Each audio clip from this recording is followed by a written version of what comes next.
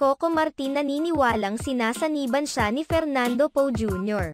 Naniniwala ang aktor-direktor na si Coco Martin na sinasaniban siya o di kaya ay ginagabayan siya ng yumaong si Fernando Poe Jr. sa paggawa niya sa mga pinagbibidahan nitong mga pelikula noon.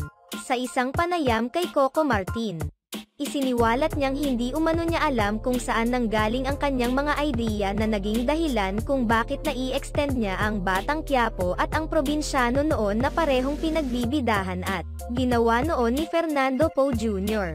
Maging si Coco Martin ay tila nagugulat din umano kung bakit nagagawa niya ng maayos ang kanyang tasks gayong wala pa naman siyang experience sa pagsusulat at paggawa ng mga ganitong uri ng mga palabas. Honestly, wala akong alam sa paggawa ng mga teleserye, pagsusulat, hindi ko rin alam kung paano nangyayari lahat. Kapag nasa creative team ako, honestly sinasabi ko pagod na ko. Hindi ko alam kung kaya ko pa.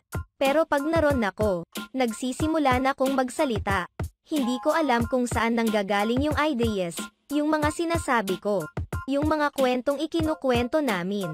Hindi ko alam. Bukod sa paniniwalang sinasaniban siya ni Fernando Poe Jr., naniniwala rin si Coco Martin na ginagabayan siya ng Panginoong Diyos.